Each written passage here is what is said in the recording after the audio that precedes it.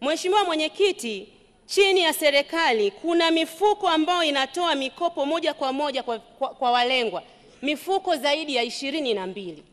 Si hiyo tu, chini ya serikali Mheshimiwa Mwenyekiti, kuna mifuko inayotoa ruzuku.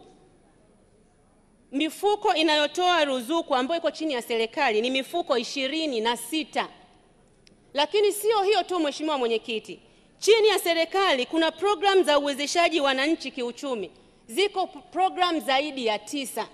Sasa Mheshimiwa Mwenyekiti, sisi vijana wa taifa hili tunaona bado vijana hatuna taarifa sahihi kuhusu mifuko hii.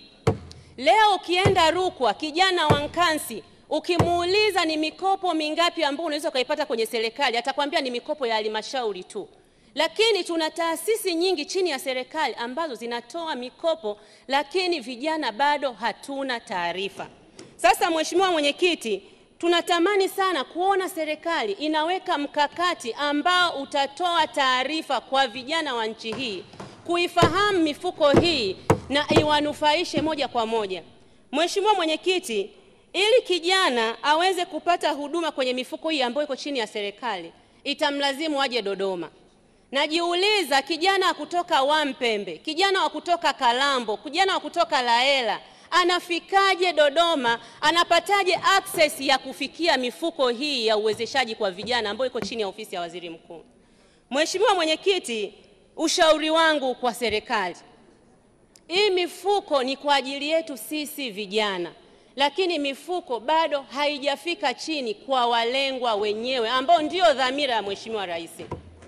Sasa Mheshimiwa Mwenyekiti, kwa sababu vijana wanauelewa mkubwa na mikopo ya halmashauri, tulikuwa tunaomba mifuko hii ishuke au iwe connected na mikopo ile ya 10% ya halmashauri. Vijana watakapoomba pale kwenye halmashauri zao, kama halmashauri wataona wao hawana uwezo wa kuwapa ile mikopo kwa sababu vijana ni wengi, basi moja kwa moja wao wapeleke maombi yao kwenye mifuko hii ambao inawawezesha vijana kiuchumi. Hiyo itatusaidia vijana wengi kuifikia mifuko hii. Lakini Mheshimiwa Mwenyekiti, ushauri wangu, natamani sana kuona serikali inaweka mkakati maalum, kuona serikali inaweka utaratibu maalum ambao utatuambia ni kwa kiasi gani kijana mkulima wa kijijini, kijana mvuvi aliyeko Kasanga kule anapata faida na mifuko hii ambayo iko chini ya Waziri Mkuu. Mheshimiwa Mwenyekiti, kwa kuwa mifuko hii iko mbali na sisi vijana, hatuna taarifa nayo, na ndio maana vijana wengi tunaona kwamba mifuko hii iko kwa ajili ya watu wa mijini. Lakini dhamira ya Mheshimiwa Rais ni kuhakikisha vijana wote, awe wa kijijini, awe wa mjini, anapata fursa sawa kama Mtanzania. Sasa Mheshimiwa Mwenyekiti, tumekuwa sisi kama wawakilishi wa vijana tukipita kwa vijana kupokea maoni yao kuhusu mikopo ya 10% ambayo inatolewa na halmashauri. Kwanza tunaishukuru serikali kwa kazi kubwa ambao wanaifanya. Mikopo baadhi ya halmashauri wametoa na mikopo mingine utaratibu unaendelea. Lakini Mheshimiwa Mwenyekiti, changamoto bado ipo. Vijana wanatamani sana kuona mikopo hii wanapewa kwa mtu mmoja mmoja. Bado sharti la kikundi limekuwa ni jambo ambalo linawafanya vijana wengi wakose fursa. Na tumekuwa tukisema hapa Mheshimiwa Mwenyekiti, na nimewahi kuuliza swali hapa na tukaambiwa kwamba wanakopa kwa kikundi lakini hela anapewa mmoja mmoja. Bado sharti la kikundi liko pale pale Mheshimiwa Mwenyekiti. Sasa mimi niombe sana serikali, tuna vijana wengi wabunifu na tumeona kwa kuanzishwa hizi VETA vijana wameenda wamepata ujuzi. Lakini changamoto kubwa ya vijana ni mitaji kwa sasa. Sasa niombe serikali kuona namna nzuri ya kuwakopesha vijana mmoja mmoja na kuacha sharti la kikundi kama sharti la lazima. Lakini Mheshimiwa Mwenyekiti, kwenye mikopo hii ambayo inatolewa bado ni midogo. Na mimi hapa naungana na taarifa ya kamati, maoni ya kamati.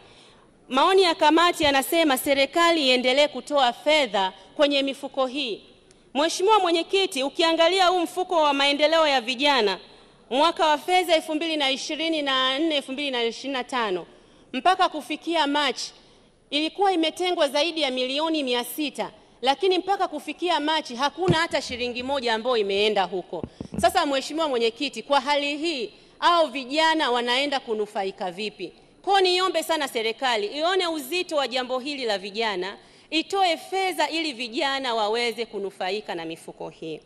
Lakini Mheshimiwa Mwenyekiti, jambo lingine ambalo nilitamani sana kuliongelea kama kwenye wizara hii ya vijana. Vijana wa nchi hii ni wapambanaji sana, na sisi ni mashahidi Mheshimiwa Mwenyekiti.